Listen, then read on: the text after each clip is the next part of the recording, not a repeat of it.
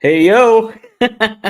What's up? It's Dominic D'Angelo. I'm of adfreeshows.com, SEScoops.com, and brassringmedia.com. Check it out. But today, you're checking me out. I'm flying solo. That's right. Robert had an emergency work appointment, so I am taking the reins by myself here to talk a little bit of that AEW Dynamite. Boom. Boom goes the Dynamite. Boom goes everybody. Let's say hi to some folks in the chat. Triple E says, what's up? What's up, Triple E? Devin Dowling in the house. Hey, yo. Hey, yo, Devin Dowling. Dre Owens. He also says hello, R&I. How about the women's tag team bracket for the AEW eye roll? Oh, interesting. Okay. We are going to talk about that today. And Wrestling Old Head has just joined in. He says, good day, R&I. Thank you all for tuning in. We're getting some folks filing on in, I can see, online on X. So if you're new to the show, welcome. Usually I have a partner here. His name is Robert Karplus. He's a former WWE writer, and we discuss the daily wrestling news. So I am a dirt sheet writer. I am a quote-unquote wrestling journalist, and I do a show with Rob Van Dam. I do a show with Bill Fonzie Alfonso. From time to time, I do a show with Greg Gagne Magnum TA, which will be coming back soon enough. And I do other stuff too. Plenty of interviews. You can see some of my previous work all across the wrestling world in some form or fashion sometimes. But let's talk a little bit of what went down on that AEW Dynamite. Oh, Devin asking where the facial hair is. Boom, I shaved it off. I was ready to new beginning here kind of going on. So wanted to get that beard. I know Movember is coming up where you grow the mustache. I could probably grow a mustache in a week. It won't be as bountiful as maybe I tend to make it, but we could see. Yeah, we'll have to see how things go. New girlfriend. So, no, not yet. We'll see if we find out how things go. Well, anywho, we do got some Dynamite to talk about, Devin Dowling, and all that are here. Let's chat a little bit. Let's go down this AEW Dynamite card. Overall, I'll say Dynamite was a pretty good follow-up in certain regards. However, there are some like treading water storylines that are going on that I'm very I'm unsure about. Like what's next for this and this is several aspects of the show, I will say. I did think they did a decent job. I'm curious. Who did say something? Oh, Dre. I'm curious, Dre. If you want to elaborate what you eye rolled about the AEW Women's Tournament, please feel free to and give your input. But I was kind of okay with a lot of how it got set up in certain ways. I thought they made some intriguing stuff, and they made the titles kind of feel sort of important. I felt, if there's. The big issue I have with AEW Dynamite is that they have so many titles, just in general, all over the place. Everybody's walking out with a championship title. Everybody has a belt on their shoulder or a belt around their waist, and you're just like, there's a lot of titles. Point is further hammered home by Mercedes Moné walking out with 13 championships. It's bonkers. It's a little bonkers right now. Oh, great point. I'm going to dog ear that one, Wrestling Head, when I elaborate a little bit more. But I do think that there needs to, I don't know, that you just cannot have that many titles on a show, it seems like. The AEW Women's Championship Tag Team Champions, though, like I said, they feel important, and this tournament feels like it's going to be pretty fun. So they got me a little amped up for it. I liked a lot. I like the pairings of women in the of who is with who and the potential matchups. Let's just go over that real quick and just take a look at the women's AEW Women's Tag Team bracket, tag title bracket. Let's see if I can pop it up here real quick. But we do have some fun ones, some fun matchups with like some fun partners. So we have on the left side, it's Jamie Hayter and Queen Aminata. They won that 4-way tag match, which I was pleasantly surprised by because I'm not a big fan of that type of match. but they told some neat elements, I think, to that fight, and they're going up against Julia Hart and Sky Blue.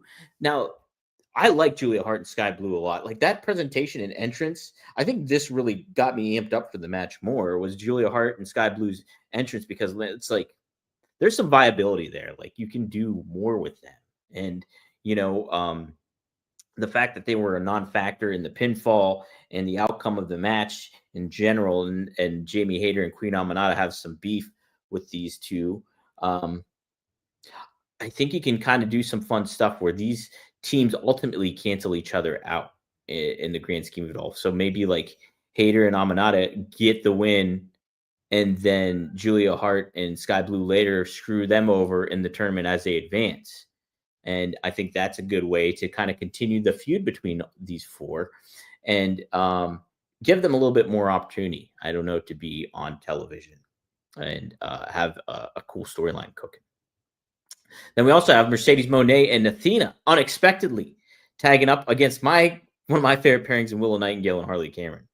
Um, like, and so this is a rock and a hard place too, because I think it's a really, really neat, unexpected story that Monet and Athena are teaming up, um, and they want to set a new record, of what happens. However, you could make this, if you're doing the tournament stuff appropriately, you could have Willow and Harley win this match, and this plan ultimately gets spoiled, and then you create a feud between Monet and Athena, and then because Monet has the Women's World Championship already in lined up, which I think is it's a lot. And you're putting your two women in another difficult position with Chris Statlander, who just won that Women's World Championship, challenging Mercedes Monet, who ultimately lost recently to Toni Storm for that title, but she's known as, a 14 belt Monet baby at some point. She wants to be known as that. And this is an opportunity for her to lose again. I don't like that necessarily getting paired up and that happening. But if you create a way, I don't know, where Monet is costed the championship by Athena or something, or that Monet does win and then something moves on, but then Chris Statlander feels like a placeholder. So it's a tough situation to be in. What I do see happening is maybe Mercedes Monet and Athena advance, because that seems like but I really want Willow and Harley to be a good pairing, because they are fun and they're positive babyface. I almost think that they should be the ones to go to the finals here. And because I could see it kind of laying out maybe like Jamie Hayter and Amanada beating Julia Hart and Sky Blue, and then you have Willow and Harley winning, and then ultimately like Julia Hart and Sky Blue cost Jamie Hayter and Amanada in that round. They advance to the finals. And then you have maybe Penelope Ford, or no, Toni Storm and Mina Shirka. I don't know. It's a tough thing because you have baby faces on the other side now that I'm looking at a little bit more. I don't know. On the right side, we have Rio and Alex Winsdor. They're going up against Toni Storm and Mina Shirakawa. And this will speak to maybe what Wrestling Old Head, I think, brought up in the chat here was, where's Deonna Purrazzo and where's Taya Valkyrie? Like, they have been vying for a spot like that. So it's disappointing they are not in the match. They are not listed. I would have put them in place of Rio and Winsdor, because like they have been friends. We've shown alliance between those two, but I mean, I think they're, you want to give different women a spotlight. Deonna and Taya have just been there, and there's been no sign of them. They've just been hanging out. So I think that would have been the one I would take out. Or you could have a situation where Megan Bayne and Penelope Ford, it's Penelope Ford who took the pinfall. I thought you could do something with this too, where Bayne gets so ticked off at Ford for losing this championship match that she attacks it. She's like, I don't want to be in the tournament. Bam. Then you can plug Deonna and Taya in there. So speaking of Penelope Ford and Megan Bayne, they're going up against Anna Jay and Ty Mello. I like that pairing too, as like a tag team. I think they would just create a good match, for the other side of things potentially. But who wins this? If you had to make me predict this early on, I'm gonna say Monet and Athena win this whole thing because I think there's I don't know. I think if you're going to give Monet all the belts, you just give her all the belts. You just give her all the belts and make it happen. Let's see. Let's see. Oh, the Renegade Twins. I completely forgot about the Renegade Twins. Are they on ROH? Let's see. Let's see. Man, a lot of good discourse already in the chat. Man, I'm like scrolling up. I really appreciate everybody contributing here. Draylon says it seems to be the same ladies over the last few months. No Thunder Rosa, great point. No Sheeta, Lady Frost, Nyla Rose, Serena Deeb, Deanna. I just think they could use the boost and establish someone. That's a very, very fair point, I think. We have seen a lot of these faces already. I think the issue is that a lot of these faces, even the ones that we are seeing, we don't see that much. Like they're there and then they're gone. They're there and then they're gone. They're a challenger. They lose and then they're gone. So I think AEW has a great women's roster, but it's just like, where has the focus been for this? These women. We've had a couple of them. Harley Cameron's been all over the place, been floating around and been a fun part of the show. But ultimately, like, we want to see not just her, but you do want to see this could have been a great opportunity for like women we haven't seen in a while, like a Nyla Rose and a Thunder Rosa and a Sheeta come back and be a part of this tournament. Or at the very least, you could have had qualifying matches up leading to, hey, who gets to get in the tournament here, and things like that, instead of it just being, hey, we have this fatal 4-way match. Let's have the winner decide who they're facing even before we announce the bracket. And they made that make sense, but I don't know. There's just, you kind of wish there would have been a little bit more attention to detail. So I'm with you on that, Dre Owens. And this was more of a point to, give a little bit different women a little bit more focus and stuff like that. So I completely understand what you said. Let's see. Devin Dallin says it should be Mina and Tony versus Athena and Monet in the finals, or else this is a waste. I don't know if it's necessarily a waste because, look, Tony Storm's been in the spotlight forever, and she's Teflon. So, and her pairing with Mina, it just feels like, okay, this is a vehicle for Tony right now. And that might seem like a money kind of match, and no pun not intended, but I just don't know if that's the best. I don't know. Like, if you want to build somebody up, like Willow and Harley on one side versus Athena and Monet, I guess you can't do that because they're on different sides. So never mind. They're on the same side. So that's not possible. So I guess you could do the finals that way. Let me see who's on the other side of the bracket again. Rio, Windor, Tony Storm. Yeah, well, I mean, with what's on the right side of the bracket, yeah, I'm with you. Now that I look at the bracket, I am with you. It's like, I think maybe this could have been laid out a little differently and things like that. But I mean, I like the pairings and stuff like that. Yeah, Devin Dowling mentions another one. Britt Baker and Thunder Rosa should be a team. Yeah, there could have been some good opportunity. The more that you guys are saying this in the chat, the more I'm kind of with you. Is like, you could have put some familiar faces back in the mix. And Britt Baker, Thunder Rosa, they're a perfect one that you could have done. Maybe we'll get some surprises still. Who knows? Maybe there'll be some pivots or some changes that we're not going to see yet. What team can't compete, and then you plug somebody else in. But great points, everybody. Great points.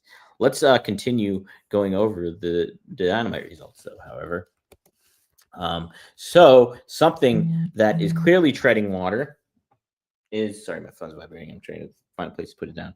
Clearly treading water is Jon Moxley, but I will say they tipped the nose back up of a story for Moxley that's kind of intriguing.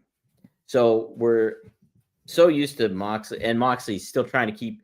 So, and it kind of all makes sense when you take a step back and look at the whole arc of what happened with Moxley on the show, instead of taking it in segments, because we had Darby come out saying he's not done with the Death Riders, and they're not easy to take care of, but he will take care of them because he will die for AEW.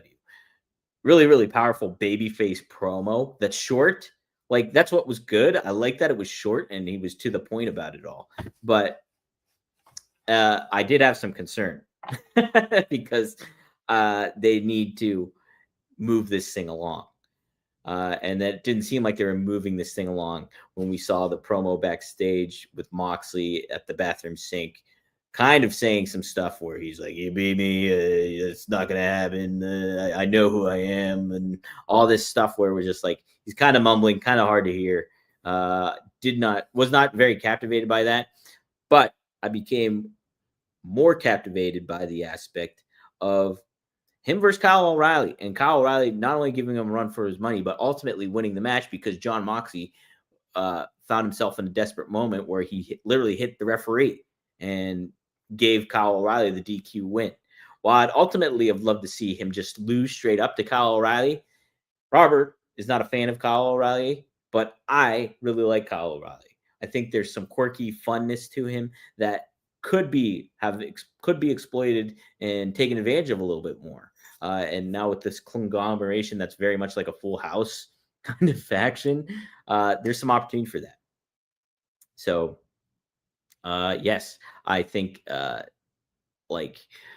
so what they ultimately, the story that they're kind of churning a little bit with the Death Riders, you're making me buy into it because I'm thinking that hopefully this is there's an end in sight for this faction, because I do think it's, if you continue rolling with this, like, oh, these guys are nasty, they're vicious, like the fact that you have their leader being this clear ass coward and cheating, like finding ways out of his matches, is good stuff because he's not confident in himself because he's quit several times. So I think if you ultimately give this as an out for Moxley to get out of there and get him away, I ultimately think Moxley's better as a babyface. And but then you do something different with the Death Riders, like just get rid of the faction altogether, because you're not benefiting anybody else in that faction by being there. You really aren't. You think about everybody that's involved. Pac, he just feels like a soldier, where if he came back, he could have been on the babyface side and been a neat adversary. Or Claudio, who I've always thought should be in the world title picture of AEW, has never even sniffed that, So he's been underutilized.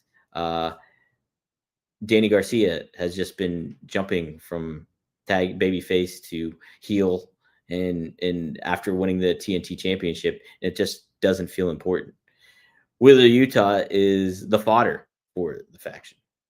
And then Marina Shafir's, maybe she's the only one that's kind of been benefiting from this angle, ultimately, because she's getting a lot of TV time. But ultimately, this faction's not working.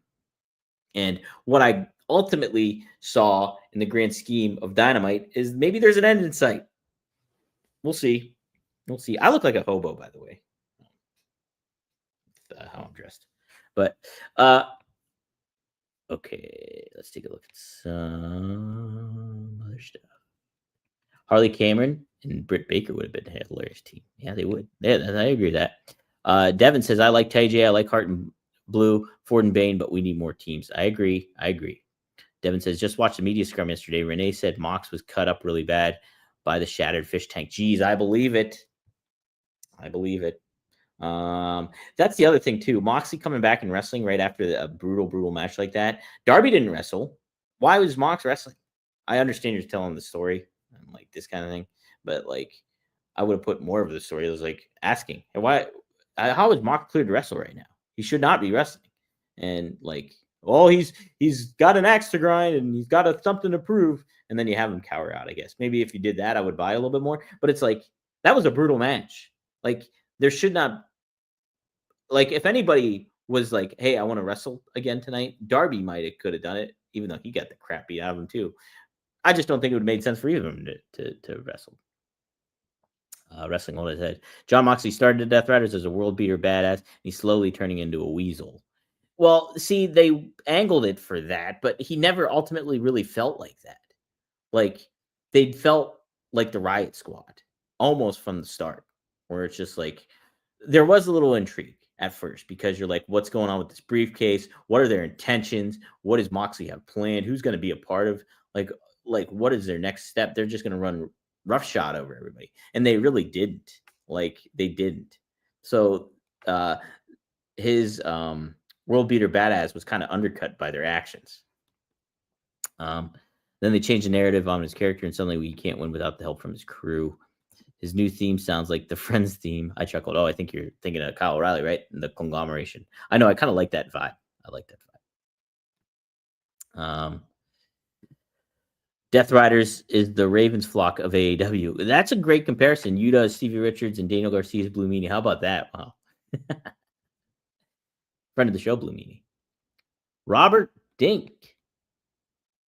Yes, Robert Dink. Death Riders should dissolve after Blood and Guts. 100% they should. 100% they should. I agree with you there. If you're going to just win his Blood and Guts, because I just don't want to wait long. I just want it to be over.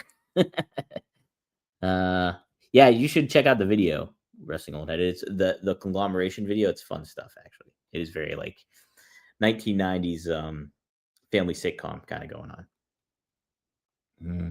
All right. So here we go. Let's see what else we had on tap here. We had the trios match.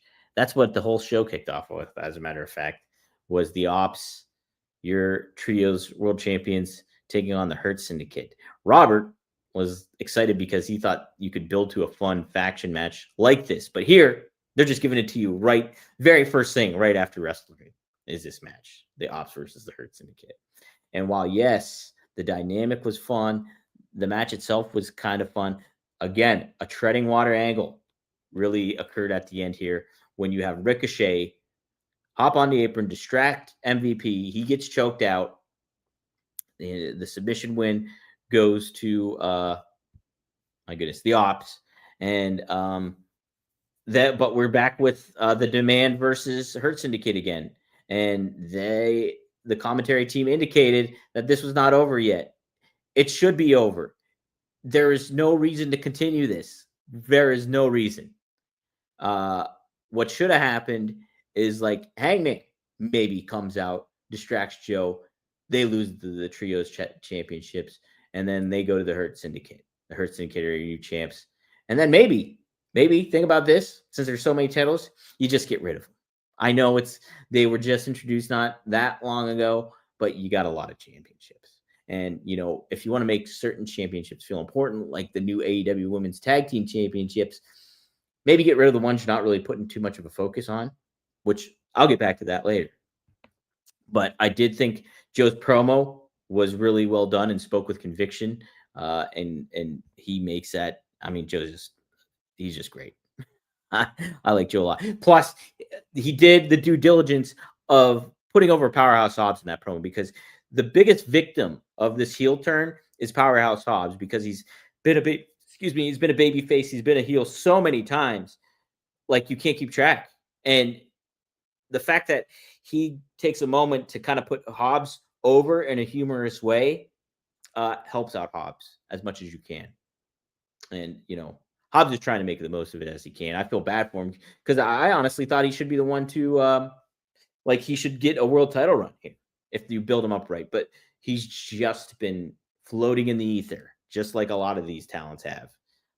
We just talked about the women's division in that too. So, but I did think Joe's promo was great. Also, no sign of Hangman, right? Did I miss him at all? I don't think he was on the show at all. I did jump from 2 to 2 while I was on my HBO Max app. So maybe I accidentally skipped over it, but from what I saw, I didn't see him. Talked about that Darby promo. Thought it was decent and well kept short and stuff like that. Talked about the women's 4-way tag team match. Enjoyed it for what it was and everything like that. And yeah, so then we had Chris Statlander and Harley Cameron. I thought was a pretty okay segment. Like, we're already getting Full Gear is Mercedes Moné and Chris Statlander.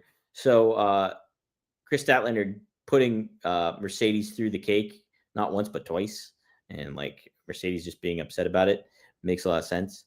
But then this match, while Mercedes Moné should be your women's world champion, you set Chris Statlander up to potentially lose, or you set Mercedes up to potentially lose. Either way, it does not help either person ultimately at Full Gear. Like, you're putting one of them in a really bad spot because Chris Statlander just won this title not that long ago. And then Mercedes Moné really needs to win that title to validate her several other belts that she owns. She doesn't own the biggest AEW title, which is, according to your company, the biggest women's world championship there could possibly be in the world. Then what does it mean that she holds all these other belts, but she can't hold the big one? So you're putting them both in a bad spot here. But the segment was all right. John Moxley versus Kyle O'Reilly. I like the Kyle O'Reilly aspect of this all, and kind of what the story was told here. So I thought that was fine.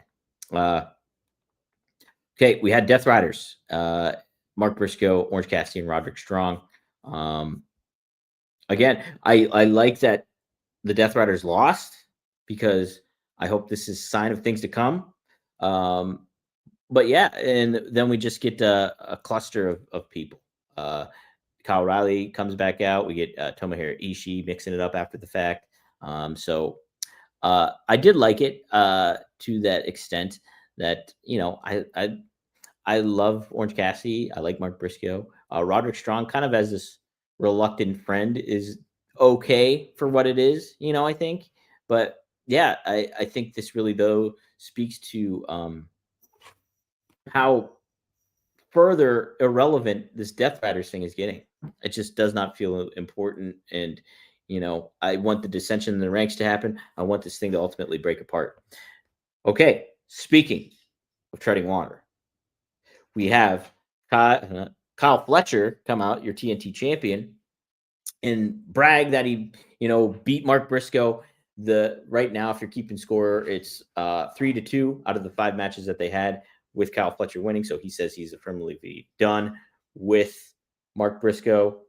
And then we have Mark Briscoe come out and say, like, hey, give me one more match. Come on. I heard you talking trash. I just need one more. And then Don Callis cuts almost like a Heyman-esque promo talking about Mark Briscoe's 10 kids, saying that they become a financial burden. And, like, it's putting, you in a bad position where the Don Callis family, they support everybody while you're becoming the financial burden. You are what everybody is expecting on. And he's like, so I'm going to tell you no. So I thought that was clever, but it's also like, why do you even have this segment? Like, it just seemed like to have Kyle Fletcher come out and talk. And I don't understand what they're going to do next year, because, Mark Briscoe challenging again. Then if he wins, it's 3-3. And then you have to have a 7th match. And if he wins, on top of it, he's the new TNT championship. So what are you going to champion? So what are you going to do? You're going to have ultimately Mark Briscoe beat Kyle Fletcher, who I thought you're going to make it maybe go on a run with this TNT championship. It's just very convoluted, head scratching, especially following up after, like, Mark Briscoe just had this match, like, that Kyle Fletcher was not even involved in. So, there we go. Just trying to see if I missed anything in the comments here. Oh man, they're talking about Married with Children. That's a great show, Married with Children. Al Bundy. Good stuff. Wait, let's see. Women's Blood and Guts is on November 12th. Tony Khan said there will be a men's match, but not a women. Oh my god. So we got like at least a half a month before Women's Blood and Guts takes place. Look, we only need one Blood and Guts. I don't even think you need a Blood and Guts in general. I think it's becoming more, I don't want to say like an albatross, but it's just like an unnecessary part of your show at this juncture. Like, you don't need an annual tradition of Blood and Guts. Okay. I get it that maybe you want to be like, well, we started kind of that War Games vibe first, and then WWE's piggybacked off of us by literally making War Games again. And so, but look, just steer away from it. Find something different. You don't need to put if you're going to have one, like, it's just like, it's an opportunity, I guess, to get some women over, but at the same time, too, it's just like, I don't know. It just seems kind of pointless. Kind of pointless. Now we have all these heel factions. It's just week in, week out. Like, there's stuff I really like about Dynamite and the talent that's on there, but there's other things that I can be critical of. And it's just like, where is this going exactly? And who is this necessarily helping? And who are we necessarily supposed to be getting invested in? Like, at this juncture, I feel in a way that I should be getting invested, like kind of enjoying what Kyle O'Reilly is doing. But how long is this going to last before it's just like, all right, well, he was just the flavor of the week, and let's move on. So it's just like with AEW, it's like you want to, especially early on, you wanted to get invested in the characters and the stars and who could be the next big star and things like that. But then AEW doesn't do itself any favors by not following up, on so many. All right, let's see. Wrestling Old Ed says, I'm not a fan of war games and blood and guts being annual. Yeah, make it once in a while, or make it when it feels like it makes sense, right? I say do away with the name Blood and Guts and call it the Match Beyond. If it's not trademark. Yeah, the Match Beyond, that's what it used to be called. So true that. Excuse me. Let me check the dirt sheets here. We did have a little promo. I like what they're doing with the Young Bucks. I thought that was fun with the they're still looking for, and the fact that they have to team up with FTR was pretty clever.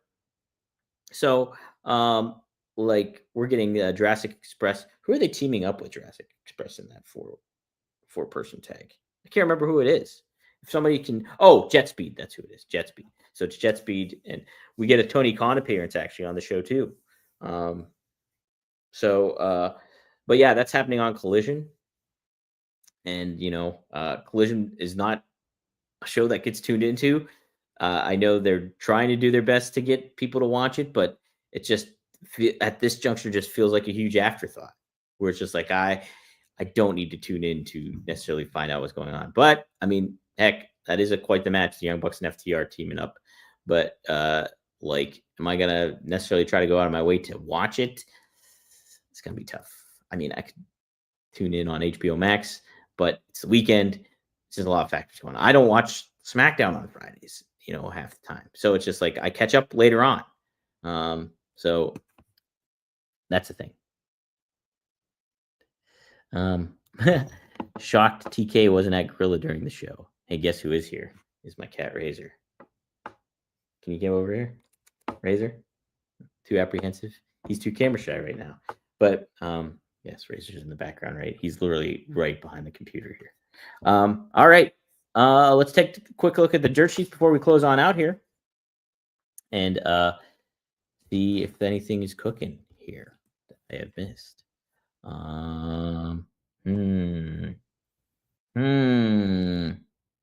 Anything in particular I want to talk about?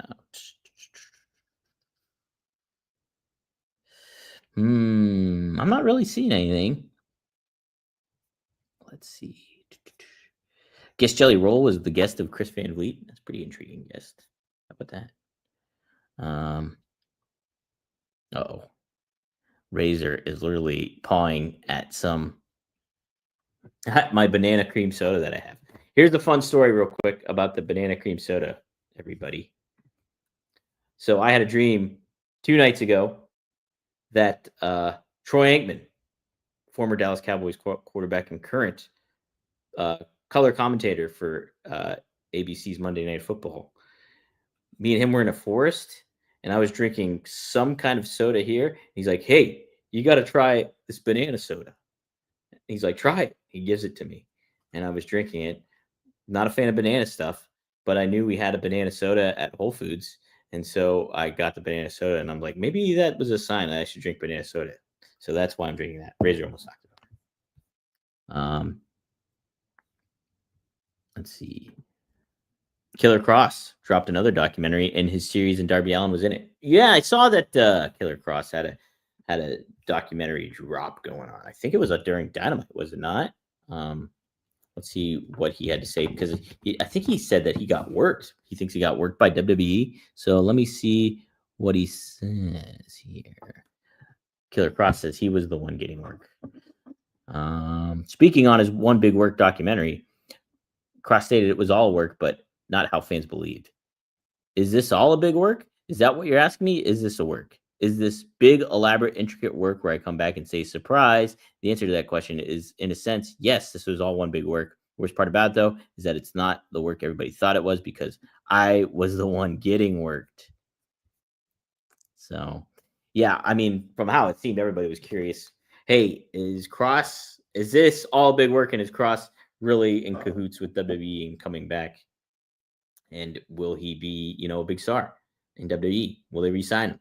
And that did not actually happen. So I think Cross really put his cards out on the table and was like, hey, yeah, this is what's happening. Look at me. So he did his due diligence of kind of making the case for him to obviously stick around, but at the same time too protecting himself and adding to his value on the free agent market by saying what he said. So I mean, I don't necessarily know, how WWE was working him, and if he went into further detail about that on the documentary. But I will say that, I think he dotted his I's and crossed his T's in a unique, um, innovative, and risky fashion by doing what he did. So, good on him because I mean, like people talk about him on the indie scene, like and stuff like that. It's just, yeah, it's a shame that like they don't. He doesn't. Razor is literally knocking over. Trying to knock over one of the lights I have. So I'm just gonna hold it. But so like him just going off on his own. Like I would love to see like more fan support for Cross after the fact that he left. And he still gets some for sure. But hopefully he'll just create some more value for himself on the indie scene. Ultimately, we'll see how it goes. Um, but cool. I guess that will do it for me today. If you're a fan of Rob Van Dam, RVD and we are going to go live Monday night. Monday night. So probably 9:15 p.m. So mark your calendars and get ready. Go to rvdtv.com. Be sure to like, share, subscribe, and get ready for a fun conversation. As a matter of fact, you guys will get the first reveal. We have a special guest coming, and it's one that RVD had indirectly been had some controversy with. So, not this person in specific, but what happened around this person. Doug Malo will be the guest. If you're not familiar with Doug Malo, he actually is the person who saved Psycho Stu from the Raja attack. And so Rob caused a lot of social media ire by his comments on that situation initially. And, so we're going to have Doug Malo on, is what's scheduled. I'm sorry, he's going to be on Thursday when we do our second recording. Monday will be me and Rob. Jeez, way to blow it, Dom. Damn it, Dom. Okay, but it will be fun. So get ready for the return of Mr. Monday Night, as Wrestling World properly says. So thank you. But yeah, also big stuff to come with Robert and I. We are going to be on a bigger platform starting next week. So I'll implore everybody to start tuning into that channel, and you'll still be able to interact live and everything like that. It's just going to be a different channel.